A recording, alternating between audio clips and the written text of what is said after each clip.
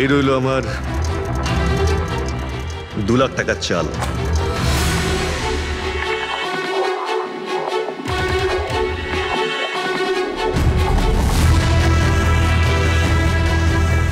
আমার 3 লাখ টাকার চাল।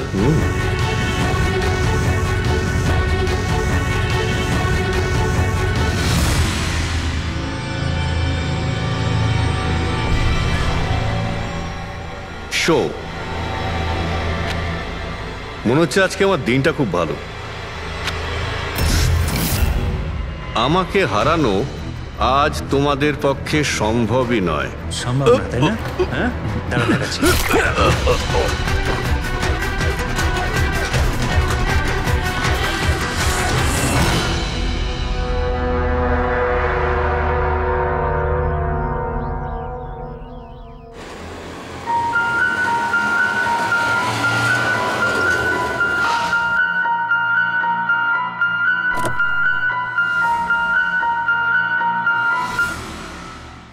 চলো বাচ্চারা,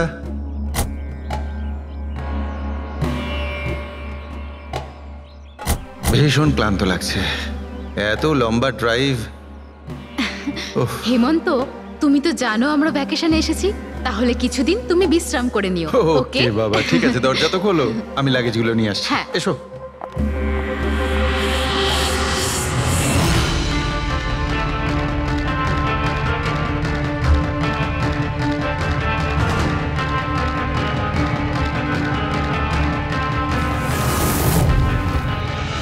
হেমন্ত, হেমন্ত তাড়াতাড়ি এদিকে এসো। এই এই দরজাটা। তুমি ওদের গাড়িতে বসাও, আমি দেখছি। হেমন্ত সাবধানে প্লিজ। চলো চলো চলো।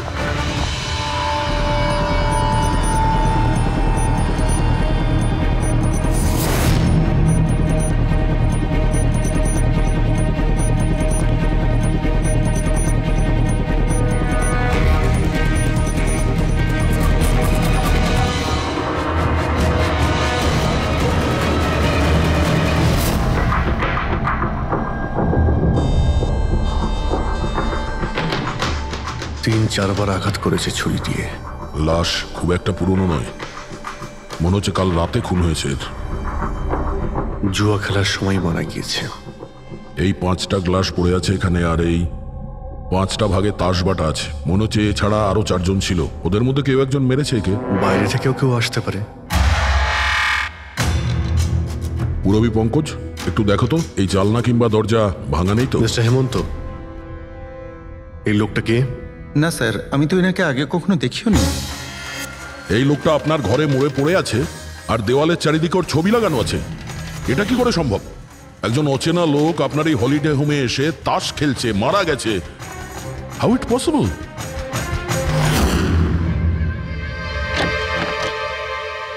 আচ্ছা, এখানে কোনো গার্ড নেই? ছিল স্যার, বহু বছর একজন গার্ড ছিল, কিন্তু ওই মাস 4 আগে তার মৃত্যু হয়, ব্যাস তারপর থেকে আর কেউ নেই। আমি ভেবেছিলাম যে এবার একজন নতুন গার্ড রাখবো। আমায় বিশ্বাস করুন, আমি একদম সত্যি বলছি, আমি এই ভদ্রলোককে চিনিও না। উনি এখানে কি করছিলেন, ওনার ছবি এখানে কেন টাঙানো, আমি কিচ্ছু বুঝতে পারছি না।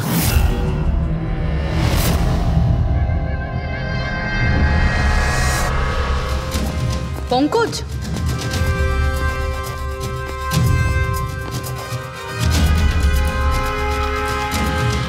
স্যার স্যার, জোর করে তো কেউ ভেতরে ঢোকেনি। হ্যাঁ, পিছনের দরজায় তালা নেই কোনো, আর তার ছিটকানিটা বাইরে থেকে খোলা যায়। ওখান থেকে এসছে ওরা। আর স্যার, এই লিভিং রুমের যে জানলাটা আছে, এর বাইরে একটা কাটার ঝোপ আছে। ঝোপের মধ্যে এইটা পেলাম স্যার, কাপড়ের টুকরো। মনে হচ্ছে কেউ এর উপরে নজর রাখছিল ওখান থেকে, আর তাড়াহুড়ো করে দৌড়তে গিয়ে তখন এই কাপড়ের টুকরোটা ওইখানে আটকে যায়। মৃত ব্যক্তি ছাড়া এখানে আরো 4 জন ছিল, আর একজন লোক বাইরে, সব মিলিয়ে 5 জন। তাহলে এই ক্রাইমের অন্তত 5 জন সাক্ষী আছে। যদি ওই 5 জনের মধ্যে একজনকেও ধরতে পারা যায়, তাহলে জানা যাবে কাল রাতে এখানে কি হয়েছিল। 3 জন লোক আছে যারা এই খুনটা সম্বন্ধে জানে, এবং তারা যে খুন হয়েছে তার ছবি দেখে চিনতে পেরেছেন। কখন আসছে ওরা? একটা সময়। 5 জনের মধ্যে 3 জন প্রথমবারই পাওয়া গেল, নট ব্যাড। আর স্যার ওনারা নিউজ দেখে নিজেরাই আমাদের সঙ্গে দেখা করতে এসেছিলেন। অসাধারণ ব্যাপার। সমাজে যদি বাজে লোক থাকে, ভালো লোকও অনেক আছে স্যার। কিন্তু ওরা কাল রাতে রিপোর্ট লেখালো না কেন? স্যার স্যার এরা ওই তিনজন, প্রীতম, রণবীর, বিক্রম। প্রীতম, রণবীর আর বিক্রম, তোমরা সবাই জানো ওই খুনটার ব্যাপারে? স্যার। তিনজনের আলাদা করে স্টেটমেন্ট নাও। স্যার, যখন সিডের খুন হয়েছিল তখন আমি ওখানেই ছিলাম। সিড, ওর নাম সিড ছিল? হ্যাঁ স্যার। স্যার, আমি ওদের চিনতামও না। কালকে প্রথমবার ওদের সাথে দেখা হয়েছে, আর কালকেই খুন হয়ে গেল। এক মিনিট, সব কিছু ঠিক মতন বলবে। স্যার, আসলে ওই যে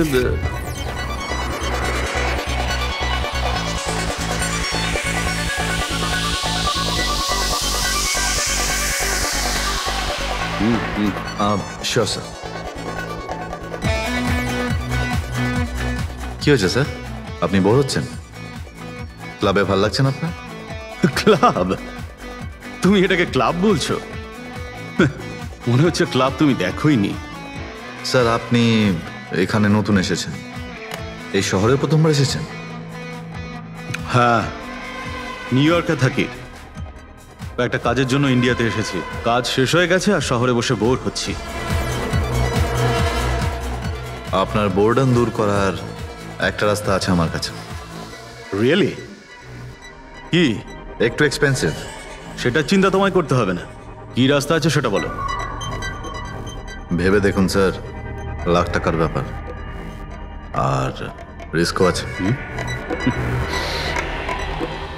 জোকিং? রিস্ক নেওয়া আমার হবি, আর সেটা যদি হয় টাকার, সেটা আমার কাছে অনেক আছে। কাজটা বলো। সুপার দেন। তুমি কি ধরনের জোকিং এর কথা বলছো? এরকম কোনো ব্যাপার নেই স্যার, শুধু জুয়া খেলতে হবে। লাখ টাকা, জিতে গেলে মালামাল, আর হেরে গেলে কঙ্কাল। আর এমনিতেও আপনার টাকার তো কোনো চাপ নেই। তাহলে চলুন আমার সাথে, কাম। যাচ্ছ কোথায়? এক ভদ্রলোকের বাড়ি। ভদ্রলোকের বাড়ি? কে ভাই? ওই যে দেখতে পাচ্ছেন, ব্ল্যাক জ্যাকেট, হোয়াইট শার্ট। তাহলে ওই বারটেন্ডার তোমাকে ওর বাড়িতে নিয়ে গিয়েছিল, তারপর কি হয়েছিল? না স্যার, ও সিডের বাড়ি নিয়ে যায়নি। ও সিডের সঙ্গে পরিচয় করায়, তারপর আমরা সিডের বাংলোতে যাই।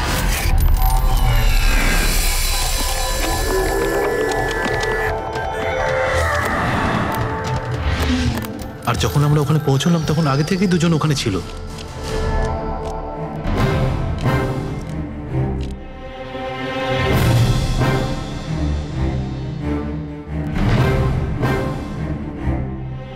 এই রইল আমার 2 লাখ টাকার চাল।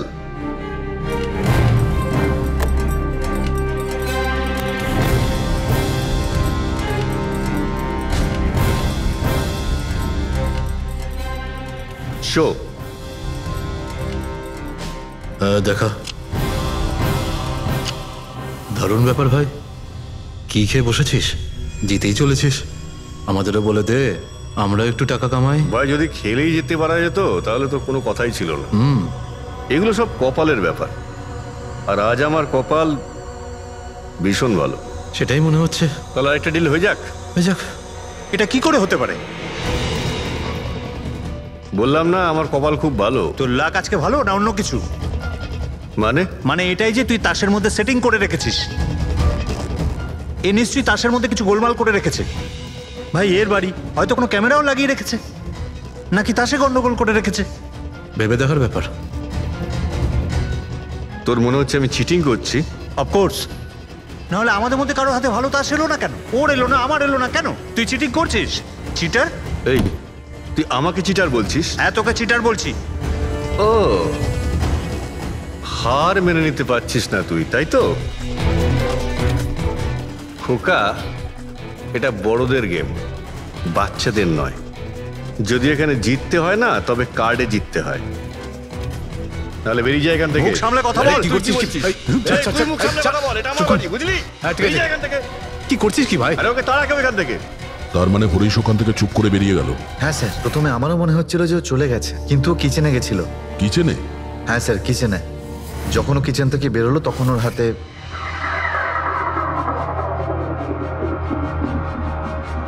তুই আবার এসিস এখানে? তোকে বলেছি না এখানে আসবি না? দেখেছিস কি হলো? কি তুই আবার হাত দিচ্ছিস গায়ে? আরে ভাই, আরে কি করলি কি তুই? আরে মেরে দিল ওকে। এটা এটা কি করলে? মেরে দিলে? আমি অ্যাম্বুলেন্সকে কল করছি, তোরা এখানে থাক। আরে মরে গেছো? পুলিশকে ফোন কর, না হলে আমরা সবাই ফেসে যাবো। পুলিশকে ফোন করলে আমরা বেঁচে যাব? জুয়া খেলছিলাম আমরা, বেআইনি এই জুয়া খেলা। হ্যাঁ জুয়া খেলেছি, কাউকে মারিনি তো আমরা। বেশি চালাকি করিস না, পুলিশ যদি আসে না আমি একা ফাঁসবো না, সবাই মিলে ফাঁসবো। সেভ একটা কাজ করতে পারি, তোরা এখান থেকে যা, আমি কাজটা খতম করে আসছি। তোমরা কত টাকা হেরেছিলে? স্যার 30 লাখ।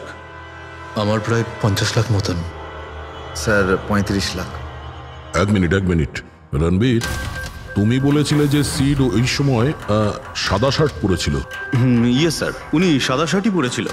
আর বিক্রম, তুমি বলেছিলে যে ও হলুদ শার্ট পরেছিল। হ্যাঁ স্যার, ও হলুদ শার্টই পরেছিল। ও সাদা বা হলুদ রঙের শার্ট পরেছিল না, একটু ব্লুইশ কালার ছিল শার্টটার, আমার ভালো মনে আছে। কিভাবে সেটা হয়? আমরা যখন লাশটাকে পেয়েছিলাম তখন ও হোয়াইট কালারের শার্ট পরেছিল, আর রণবীরও তো এই একই কথা বলছে। এটা কিভাবে সম্ভব? একই সময়ে আলাদা আলাদা ড্রেসে কিভাবে খুন হয়? স্যার, যখন মার্ডার হলো তখন এটা কেউ ছিলই না ওখানে। ছিল না মানে এটাই যে আমার ভালো মতো মনে আছে, এটা 6 মাস আগের ঘটনা।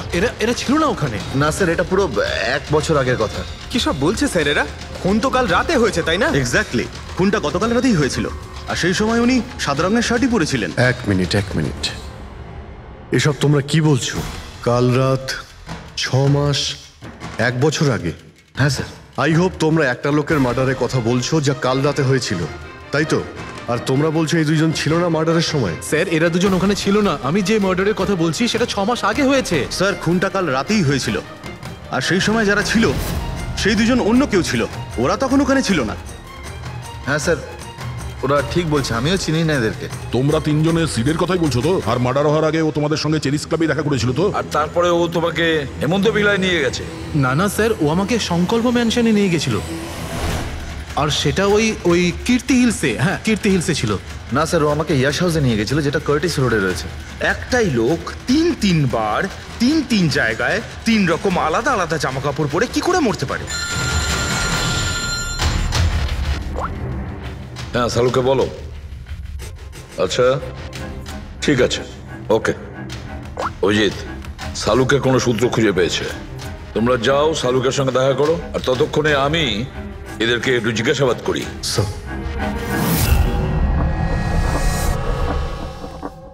হ্যাঁ, এসো ভাই, এসো। দেখো আমি কি পেয়েছি। আরেকটা কথা বলতে হবে, এই কেসটা বড় অদ্ভুত। হ্যাঁ ডক্টর সালুকে, কেসটা তো খুবই অদ্ভুত, আর যেগুলো আমরা জানতে পেরেছি ওগুলো। আরে না ভাই, ওইটাও তো অদ্ভুত নয়, আমি যেটা তোমাদের বলতে যাচ্ছি সেটা অদ্ভুত। হ্যাঁ, কি হলো? তুমি এদিক ওদিক কি দেখছো? কিছু না। ঠিক তো? না, আমি আপনার কথাই শুনছি। কি বলছেন স্যার? ও আচ্ছা, হ্যাঁ, তো আমি কি বলছি?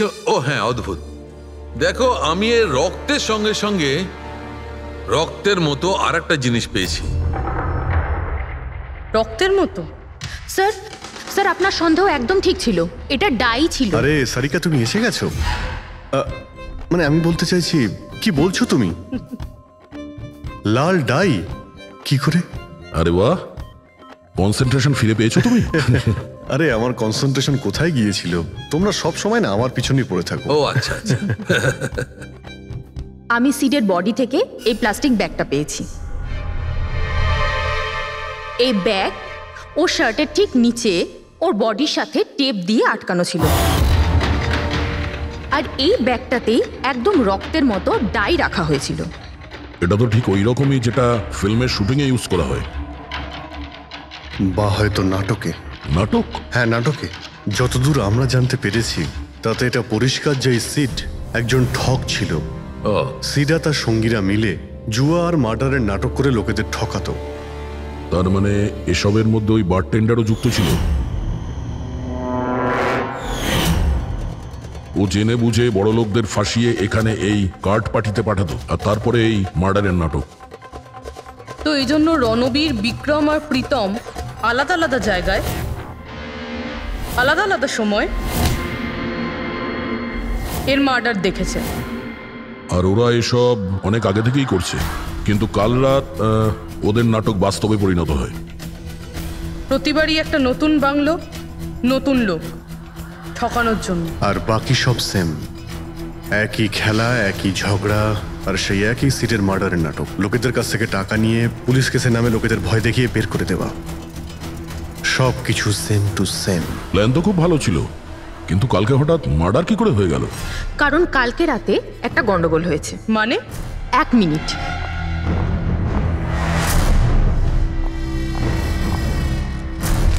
স্যার,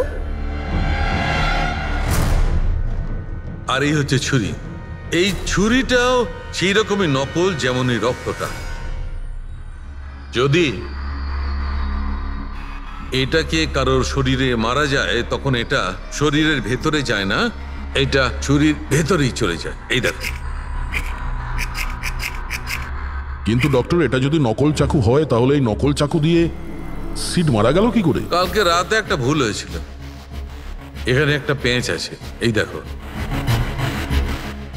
যদি এই পেঁচটাকে ঘুরিয়ে দেওয়া যায় তখন এই ফলাটা আটকে যায়, ভেতরে ঢুকতে পারে না। তারপর এই ছুরিটা দিয়ে কেউ যদি আঘাত করে শরীরের ভেতরে ঢুকে যায়।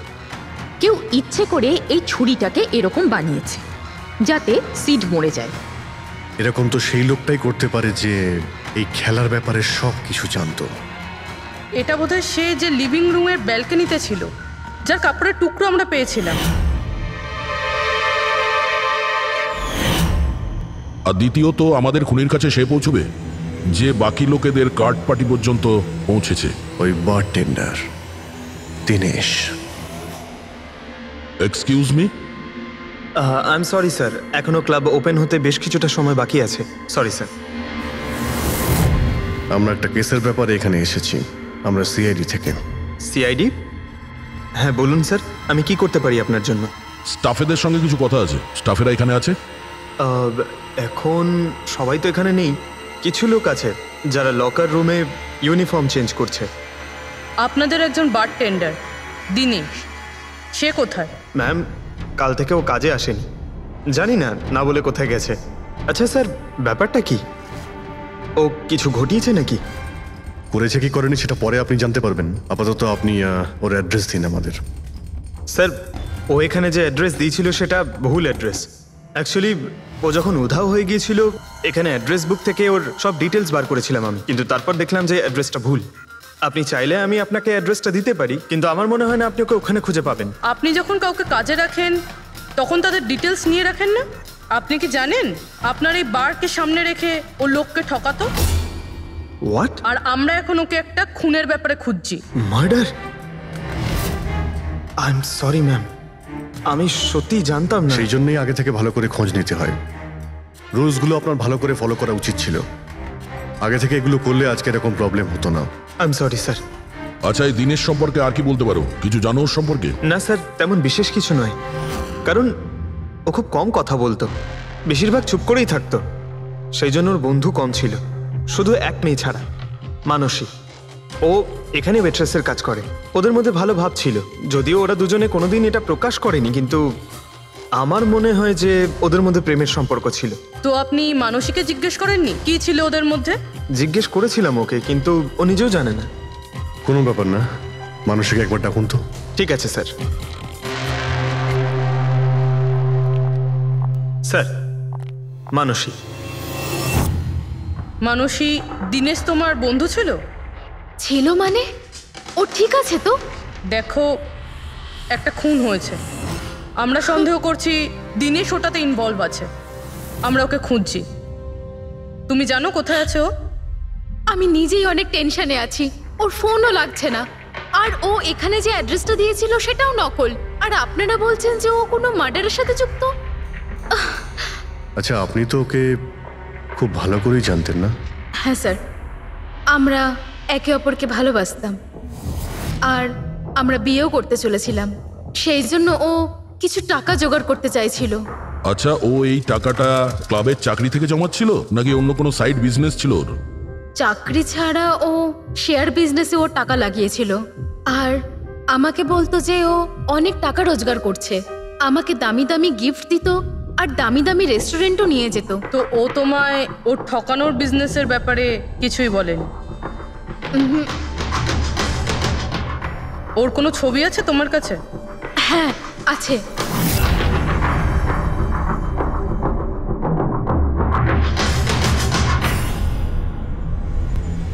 স্যার এই দীনেশ তো নিরুদ্দেশ, কিন্তু ওর ছবি আমরা পেয়েছি। এটাকে আমরা সার্কুলেট করে দিই। স্যার এই দীনেশ তো নিরুদ্দেশ, কিন্তু ওর ছবি আমরা পেয়েছি। এটাকে আমরা সার্কুলেট করে দিচ্ছি। হ্যাঁ হ্যাঁ করাও অভিজিৎ, করাও। 3 জনের স্কেচ তো করা হচ্ছে। একটা কথা তো পরিষ্কার যে 4 জন সবাই একসঙ্গে কোনো গর্তে লুকিয়ে বসে আছে। হ্যাঁ স্যার। স্যার এরা ঠক কিন্তু খুনি নয়। ভুল করে এদের হাতে খুন হয়ে গেছে। 100% এরা ভয় পেয়েই কোথাও লুকিয়ে রয়েছে। ব্যাস এই ভয়টাকেই আমাদের কাজে লাগাতে হবে। এমন ভাবে ভয় দেখাতে হবে যে ওরা নিশ্চয়ই কোনো ভুল করে থাকবে আর আমরা খপ করে ধরে ফেলবো। স্যার হ্যাঁ স্কেচ তৈরি। ওকে স্যার হ্যাঁ এই 3 জনই জুয়ারি, আর যে ছুরি মেরেছে সে হলো হরিশ। একটা কাজ করো, এই 3টে স্কেচই আর ওই বারটেন্ডারের ছবি প্রতিটা police station, railway station, bus stand, লজে সব জায়গায় পাঠিয়ে দাও। আর সমস্ত নিউজ চ্যানেলেও পাঠিয়ে দাও। আর ওদেরকে জানিয়ে দাও যে 24 ঘন্টা যেন এদের ছবি দেখানো হয়। প্রত্যেকটা বাড়িতে এদের ফটো দেখাতে হবে। তারপরে দেখবো কতদিন লুকিয়ে থাকে আমাদের হাত থেকে। এই 4টে ফটো খুব ভালো করে দেখুন। এই 4 জন এই হত্যাকাণ্ডে জড়িত। এদের ব্যাপারে কোনো রকম সূত্র বা কোনো রকম খবর পেলে সিআইডি কে এই নাম্বারে খুব তাড়াতাড়ি যোগাযোগ করবেন। এরা খুবই ভয়ানক। এরা সবাই ইন্ডাস্ট্রিয়ালিস্ট হেমন্ত কুমারের ফার্ম হাউসে নিজেরই এক বন্ধুকে খুন করে পালিয়ে গেছে। পুলিশরা অনেকক্ষণ ইনভেস্টিগেশন করার পরেও সেখান থেকে কোনো কিছুই খুঁজে পাওয়া যায়নি। সিআইডি এদের সবাইকে খুঁজছে। এই হলো এদের ফটো।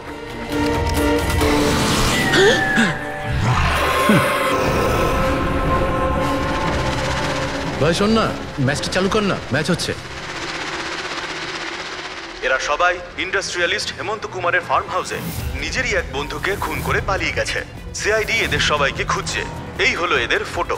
দেখলি তুই, এরা তো সবকিছু জেনে ফেলেছে। ভাই ছবি টবি সব দেখাচ্ছে, সমস্ত ডিটেলস দেখাচ্ছে। বাজেভাবে ফেসে যাবো ভাই এসবে। হাসবো তো বটেই। আমি তোদের আগেই বলেছিলাম যে চল পালিয়ে যাই, কিন্তু তোরা তো শুনলেই না। এবার পুলিশ আসবে, সব জায়গায় খোঁজ করবে, আর তখন আরে এখনো অনেক সময় আছে। চল পালাই, এই ব্যাগ তোলা, সবাই মিলে পালাই, চল।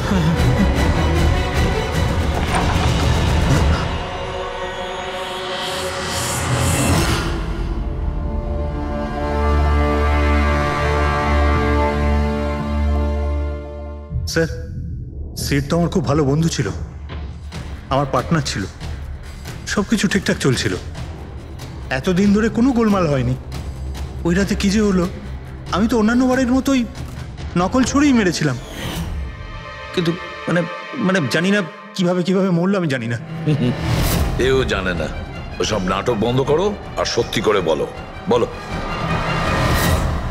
স্যার আমরা ধনী আর এনআরআই লোকদের বোকা বানিয়ে ঠকাতাম, আর দীনেশ ওই জেডিস ক্লাব থেকে এই ধরনের বোকাদের সিডের কাছে আনতো। তারপর আমরা সেই বড় লোক এনআরআই লোকগুলোকে কোনো খালি নির্জন বাংলোয় নিয়ে যেতাম, যেটা আমরা প্রথম থেকেই সিডের বাংলোর মতো সাজিয়ে রাখতাম। হ্যাঁ স্যার, আমার একটা বিজনেসও আছে স্যার, রিয়েল এস্টেটের বিজনেস। তাই স্যার এই কাজের জন্য এরকমই খালি শুনশান বাংলোর খোঁজ করতাম আমি স্যার, আর তারপর অ্যাভেলেবেল করাতাম এই কাজের জন্য স্যার। প্রথমে আমরা মুরগিকে জিততে দিই, আর তারপর যখন সে ভরসা পেয়ে যায় তখন সিট জেতা শুরু করে দেয়। এই সব কিছু প্ল্যান থাকতো স্যার, সিট জিততেই থাকতো, আর ওরা আমার মধ্যে ঝগড়া শুরু হতো, আর আমি রেগে গিয়ে ওকে খুন করে দিতাম, মানে মিথ্যে করেই। এসব দেখে ধনী এনআরআই লোক ঘাবড়ে যেত আর ওদের টাকা পয়সা ফেলে পালিয়ে যেত। ওঠে পর নাটক শেষ, চলে গেছে ও।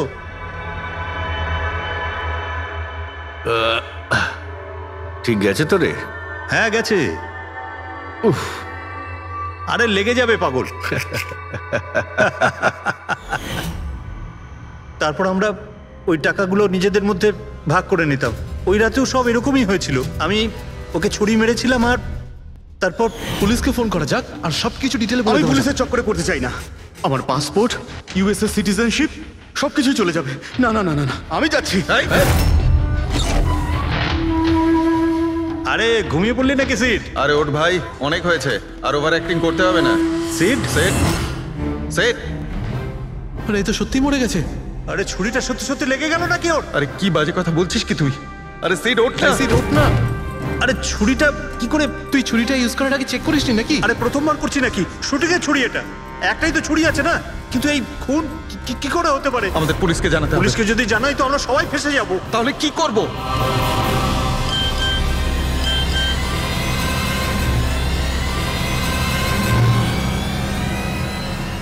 তোর খেলাটা ভেস্তে গেছে ভাই। কি? এই এই এটা দেখ, এই দেখ ফটো আছে।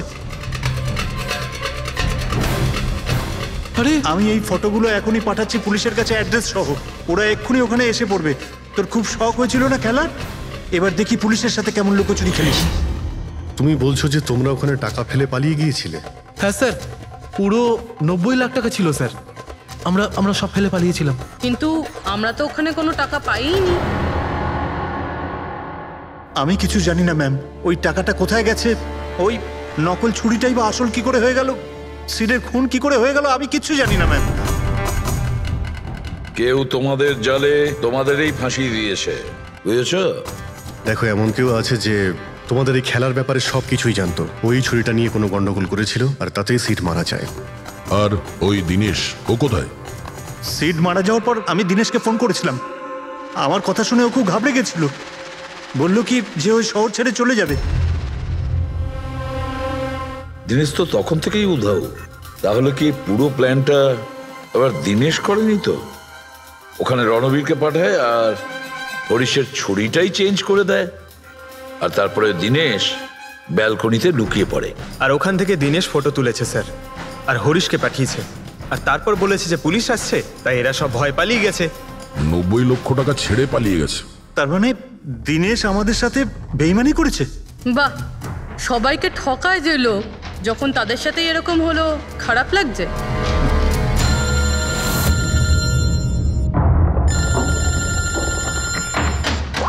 হ্যাঁ বলো সালুকে। ফ্যান্টাস্টিক, ঠিক আছে। সালুকে বললো যে প্রমাণ পাওয়া গেছে, যে জিনিস দুটো আমরা দিনেশের কথায় আমরা পাঠিয়েছি, ওর ইউনিফর্ম আর জিম ব্যাগ। হ্যাঁ দা, যে কাপড়ের টুকরো আমরা ব্যালকনি থেকে পাই, ওই টুকরোর সঙ্গে এই দিনেশের ইউনিফর্মের কাপড় ম্যাচ করছে। স্যার, তার মানে খুনি দিনেশ?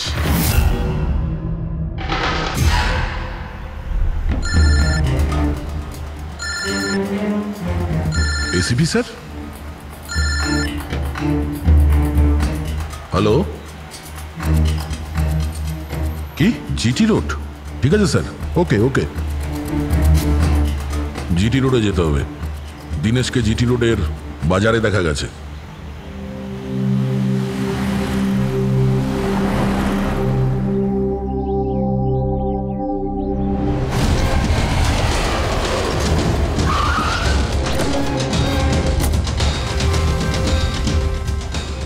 ভাই, এই লোকটাকে দেখেছো এখানে?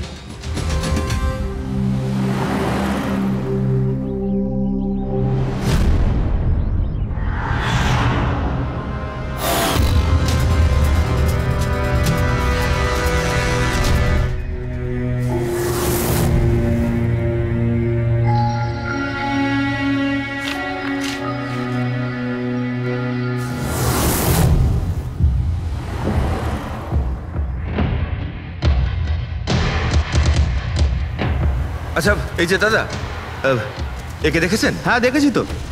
কোথায়? ওই তো ওখানে দাঁড়িয়ে রয়েছে। আগে? হ্যাঁ আগে। থ্যাঙ্কস থ্যাঙ্কস, চলো। মা, বাবা, আমায় ক্ষমা করে দিও। আমি তোমাকে অনেক কষ্ট দিয়েছি, তোমাদের মান সম্মান ডুবিয়ে দিয়েছি। কিন্তু একটা সত্যি কথা, আমি খুনি নই, আমি কাউকে খুন করিনি। আমি শুধু একটু টাকা ইনকাম করতে চেয়েছিলাম, কিন্তু আমি জানতাম আজ নয়তো কাল পুলিশ আমাকে ধরেই নেবে। এটা হওয়ারই ছিল।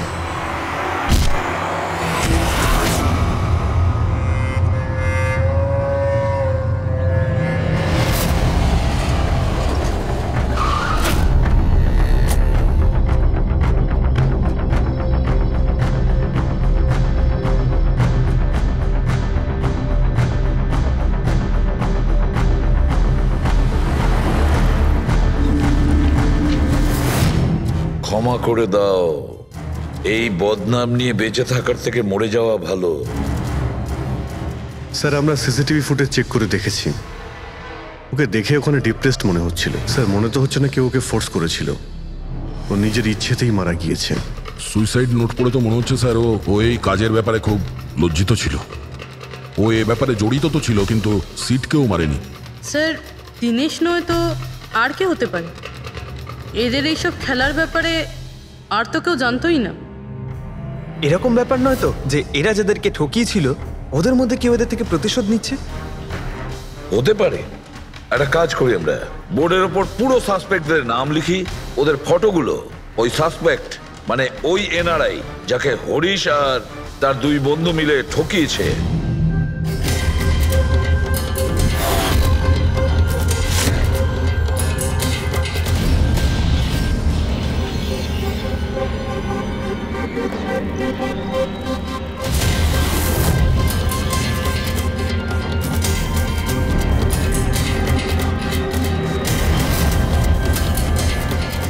স্যার এই হলো সেই সমস্ত লোকগুলো যারা এই কেসের সঙ্গে জড়িত। অভিজিৎ, খোঁজ নিতে হবে খুনের সময় এরা কোথায় ছিল। পুরো ইনফরমেশনটা আমরা এয়ারপোর্ট ইমিগ্রেশন থেকে পেয়ে যাব। স্যার এই ফটোগ্রাফে যে 8 জন লোক আছে সেই সময় তারা ইন্ডিয়াতে ছিলই না। ইনফ্যাক্ট বেশিরভাগ লোকই এই ঘটনার পরে ইন্ডিয়াতে ফেরেইনি। শুধু এই 4 জন ছাড়া এই 3 জন সাক্ষী, বিক্রম, রণবীর, প্রীতম আর মিস্টার রানা। স্যার এক্ষুনি আমি মিস্টার রানার বাড়িতে ফোন করেছিলাম, ওনার ওয়াইফ ধরেছিলেন, বললেন যে 3 বছর আগে উনি মারা গেছেন আর 3 বছর আগে এরা ওনাকে ঠকিয়েছিল। উনি এই গিল্ট ফিলেই ভুগতেন যে ওনার সামনে কেউ খুন হয়ে গেছিল আর উনি কিচ্ছু করতে পারেননি, যার জন্য উনি নেশার কবলে পড়েন। আর তাহলে বাকি থাকলো 3 জন সাসপেক্ট, প্রীতম, রণবীর আর বিক্রম। প্রীতম আর বিক্রম এরা তো দেশের মধ্যেই ছিল কিন্তু এই শহরে ছিল না। এবার এই রণবীরই শুধু বাকি থাকলো। রণবীর তো নিজেই ওখানে ছিল, ওই ফটোতেও ছবি আছে। হ্যাঁ স্যার, ও একই সাথে ব্যালকনি আর হল তাতে থাকতে পারে না, এটা অন্য কেউই হবে। তাহলে কে হতে পারে এই খুনি?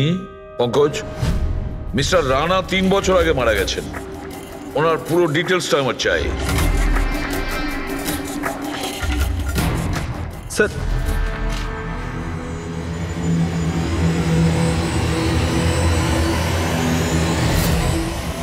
এটা কোনো একজন লোকের কাজ নয়, অন্য কেউ আছে যে ওর সঙ্গে কাজটা করেছে। আমার তো মনে হচ্ছে যে খুনি আমাদের চোখের সামনেই আছে, শুধু আমরাই ওকে দেখতে পাচ্ছি না। ইয়েস, খুনি তো আমাদের সামনেই ঘুরছে। কি কথা বলেছো ফ্রেডি, সুপার। আমি স্যার? হ্যাঁ তুমি। খুনি সত্যিই আমাদের চোখের সামনে ঘুরছে, কিন্তু আমরা ওকে দেখতে পাচ্ছি না। কিন্তু এখন আমি বুঝতে পেরে গেছি। হোটেলে যাই। হোটেল? হ্যাঁ হোটেল। থিওরি হিসেবে ওর হোটেলেই থাকার কথা। একবার যদি জানতে পারি যে খুনি ওই, তাহলে ওর সঙ্গী আর জুয়োর টাকা সব পেয়ে যাবো। তাহলে চলুন স্যার, তাড়াতাড়ি যাওয়া যাক আর ওকে ধরে ফেলি গিয়ে। ধরবে না ওকে, ওর ওপর নজর রাখতে হবে। আর হ্যাঁ, যদি বেশি চালাকি করে তাহলে ছাড়বো না ওকে।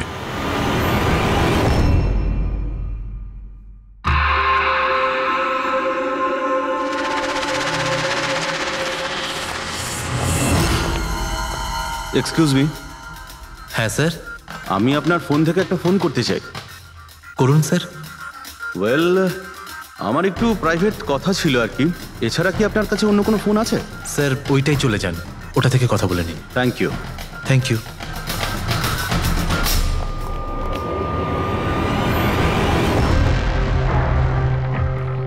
শোনো ভাই। হ্যাঁ স্যার। আমরা সিআইডি থেকে আসছি, আমরা এই লোকটাকে ফলো করছি। এই লোকটা যে কথা বলছে ওটা আমাদের শুনতে হবে যে কি কথা বলছে। স্যার ওই ফোনটা এই ফোনটার সাথে কানেক্টেড। আমার মনে হচ্ছে সিআইডি কিছুই জানতে পারেনি, প্ল্যানটা সাকসেসফুল। আমাদের প্ল্যানটা খারাপ করার শুধু একটাই লোক ছিল, আর সে ছিল দীনেশ। আরও সেটার উপযুক্ত শাস্তি পেয়ে গেছে। So there is nothing to worry about. You don't worry, আমি যদি কিছু জানতে পারি তোমাকে জানাবো। I love you two.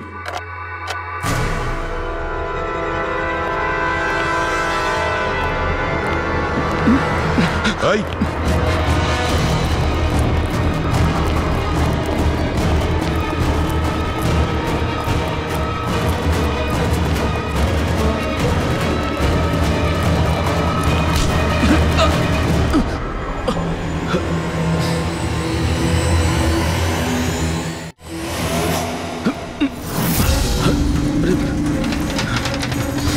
আমি আপনাদেরকে কিচ্ছু বলতে পারবো না, আমি এই ব্যাপারে কিচ্ছু জানি না।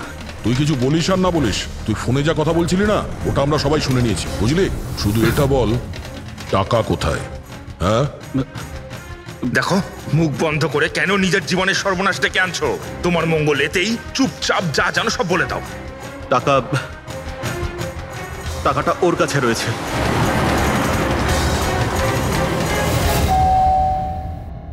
একটু দেখ তো মা, কে বেল বাজাচ্ছে? হ্যাঁ মা।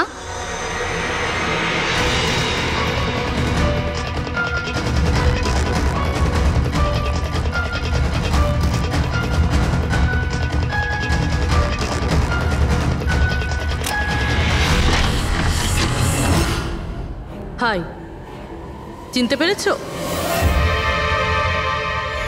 স্যার, মানসী। অ্যাকচুয়ালি আমরা আপনার বাড়ির তল্লাশি নিতে চাই। Search warrant.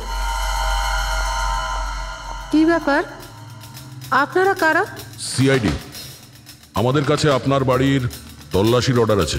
কিন্তু আমরা কি করেছি? আপনারা এখানে কেন এসেছেন? খুব তাড়াতাড়ি জানতে পারবে। চেক করো।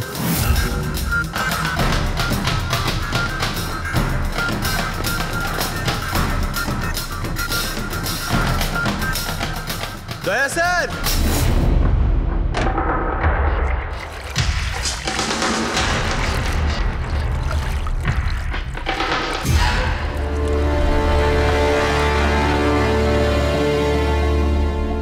চলো। এই নোটগুলোতে রক্ত লেগে রয়েছে। ডিএনএ টেস্ট করলেই জানতে পেরে যাব যে এই রক্তটা সিডের, তাই না? এবার বলো, কিছু জিজ্ঞেস করবে? এখন এ জিজ্ঞাসা করবে না, আমরা জিজ্ঞাসা করব বিউরোতে। কিন্তু আপনারা আমাকে কেন সন্দেহ করলেন? শেষবার আমাদের মনে হয়েছিল যে দিনেশ খুনি, কিন্তু ও সুইসাইড করে প্রমাণ করে দিয়েছে যে ও খুনি নয়। মানুষ এটা কি চেনো? এটা তোমার ইউনিফর্মের কাপড়ের টুকরো। এটার কারণে আমরা তোমাকে সন্দেহ করছি, বুঝেছো? আর তারপর আমরা এইটা খোঁজ লাগালাম যে তুমি এরকম কাজ করলে কেন। আপনি জানতেন যে আমি এসব কেন করেছি? মিস্টার রানা,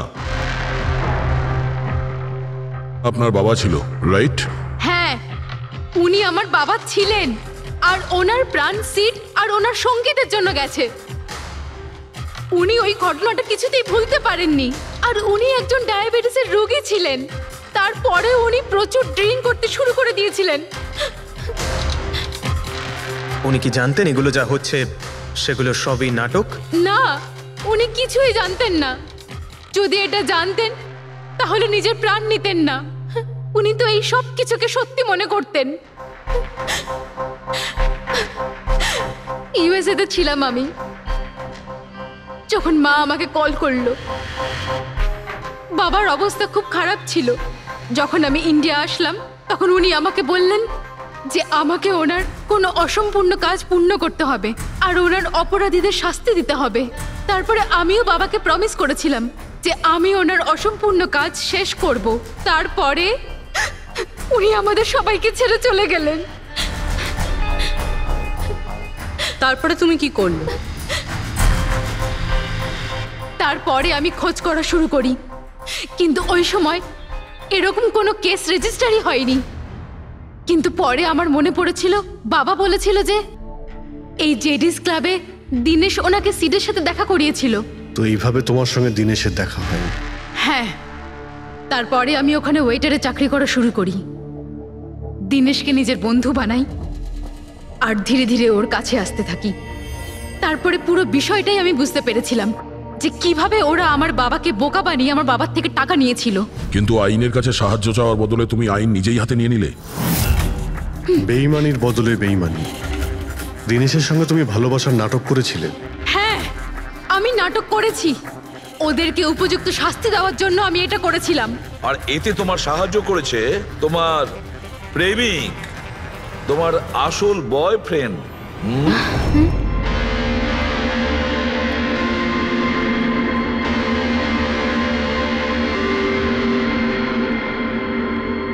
হ্যাঁ, আমরা দুজনে মিলে প্ল্যান করেছিলাম। রণবীর ওই রাতে জেনে বুঝে বোকা হয়েছিল। আর ওই ছুরি ছুরিটাকে খারাপ করেছিল? যদি এই পেঁচটাকে ঘুরিয়ে দেওয়া যায় তখন এই ফলাটা আটকে যায়। ওই ছুরিটাকে আমি খারাপ করেছিলাম, আর ব্যালকনি থেকে লুকিয়ে ফটো আমিই নিয়েছিলাম। তারপরে আমি ওই ফটো হরিশকে পাঠিয়েছিলাম, আর ওদেরকে ওখান থেকে তাড়িয়ে দিলাম, আর আমি টাকাগুলো নিয়ে ওখান থেকে বেরিয়ে পড়লাম। আমি আমার বাবাকে দেওয়া প্রমিস পূরণ করেছি। ওই টাকাটা আমার বাবার ছিল, আমি ওনার প্রতি ন্যায় করেছি। ভুল। ওই ন্যায় বিচার করা তোমার কাজ নয়, সেটা করবে আদালত। তুমি আইন নিজের হাতে নিয়েছিলে, আর একটা খুব মস্ত বড় অপরাধ করেছো।